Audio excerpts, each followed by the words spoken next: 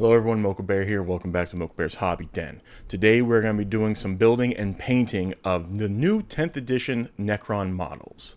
Shall we get started?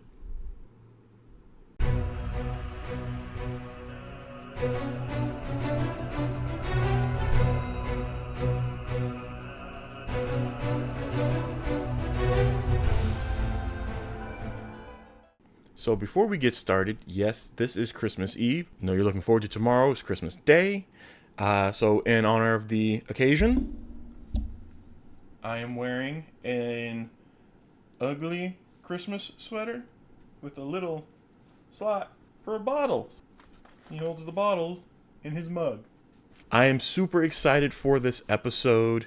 I am on my week vacation, and I am going to try to build and paint these three Necron character models that I got. They are the 10th edition Imotekh the Stormlord plastic, Orikan the Diviner in plastic, and the Overlord with translocation shroud. Now, my main focus is going to be Imotekh. Goodness, there we go, the lights. Imotekh and Orikan here. But if I'm able to, I will also do the Overlord. Let's just get into this, shall we, and start with the building.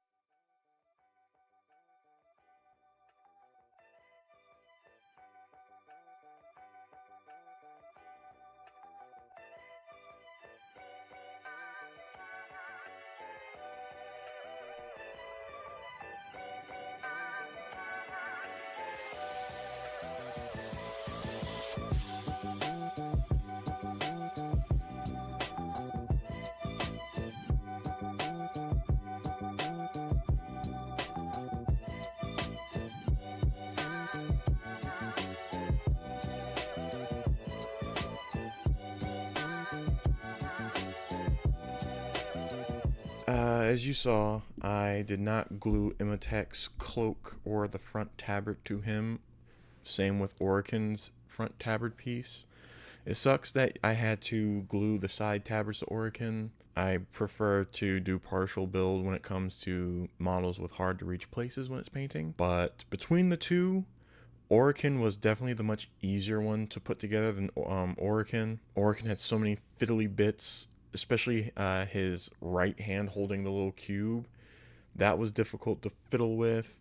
The chest and back piece didn't want to cooperate because one of the left hip piece that I put on didn't want to cooperate. And so I had to be careful with that because both hip tabards hold the bases as well as the tail does. Well, I guess the one hip piece and the tail piece hold the bases, so I had to make sure those go together properly to fit onto the base. I am not looking forward to having to do that again because I do plan on getting another Orikan and Imotekh, because these two models I am going to paint in my custom Dynasties colors. However, I would like to have a second of each to paint them according to their box art. At someday I'll do that, but not anytime soon. Or again, Orikan was just such a hassle to put together. And then sadly, my plastic glue didn't want to cooperate. Even though the nozzle, the little needle bit, was cleared out multiple times, I would go to pour and squeeze and nothing.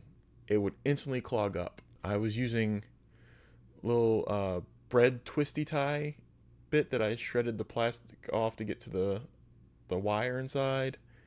That wasn't reaching all the way through. I ended up resorting to using a lighter to try to clear it out, which it cleared it out multiple times, but every time I put the little needle bit back into here and went to squeeze, nothing would come out. So I take it out and it was instantly clogged again. So I need to get a new bottle of glue. Luckily, I can just take the little needle out and just squeeze a dab of it out from the bottle itself. But because of that, that means I will not be touching the Overlord with the Translocation Shroud. I won't be able to build him. So that is them built. It is getting kind of late during the time of recording this, so I am going to be hopping off to take a break, and then I will get back to them and prime them tomorrow. So we will come back so when they are primed.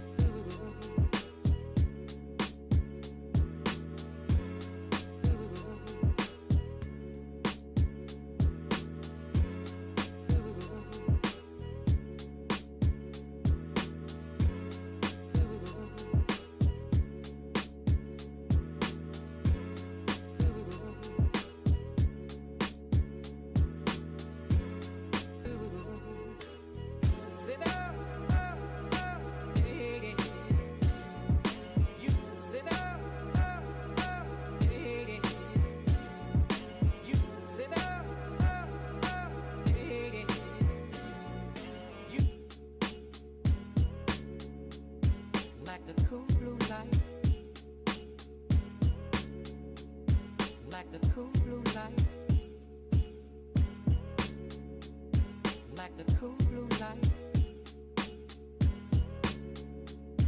like the cool blue light,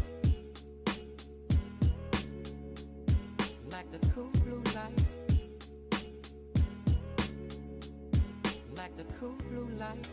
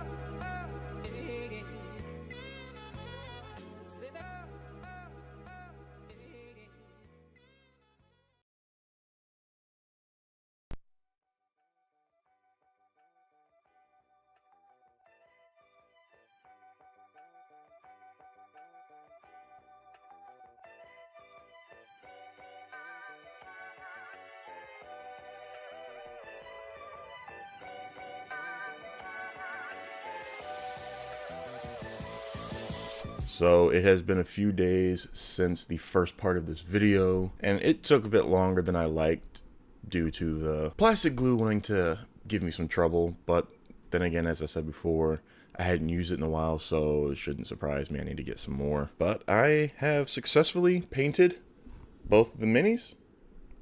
They are very gorgeous, and of course, right now I will show you some pictures while I am talking about them. We'll start with Orikan the Diviner. It was, like I said before, it was a very finicky model to put together. Parts didn't want to stay in place. Some pieces were just really small, and I was afraid I'd lose them. As I said before, dry fitting is very important. I needed that, especially for Orikan's little hand bit. But I am pretty proud with how this came out. I have definitely come a long way since I first started painting. I feel like I need to figure out how to do a proper glazing for the orb there and his staff, the energy there. It's missing that bit of shine that I like. As you can see, like with the glowing green orbs, I love that shine. What do you guys think about Orikan the Diviner? What do you think about the color scheme I went with? Is, like I said, for my entire Necron army. And then on to Imotekh the Stormlord. This model, there were bits that were a bit finicky, specifically his head, like the neck piece. The neck piece has to be pushed into the chest from the inside before you glue the chest to the back. I didn't wait long enough, so when I was trying to put the head onto the neck, it pushed it out of the socket, so I had to take his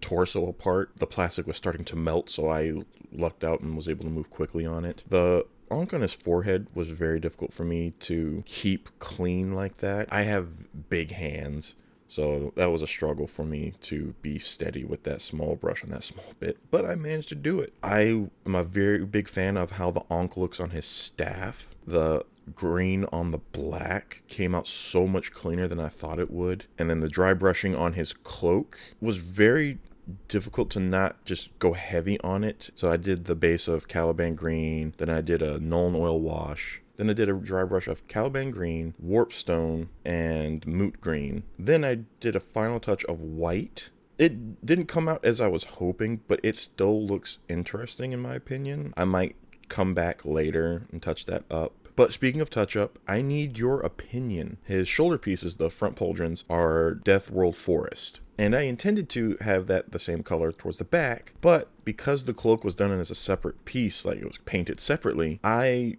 confused myself by looking at the box art and put Runelord Brass on there. And then I did the moot green insert there, and then of course the Tesseract Glow orbs. What do you all think? I glued it together, didn't notice anything about it until the next day, and I was like, wait a minute, I screwed up, and they're separate colors. But the more I looked at it, the more I thought, this is actually kind of interesting. So what do you all think? Comment down below.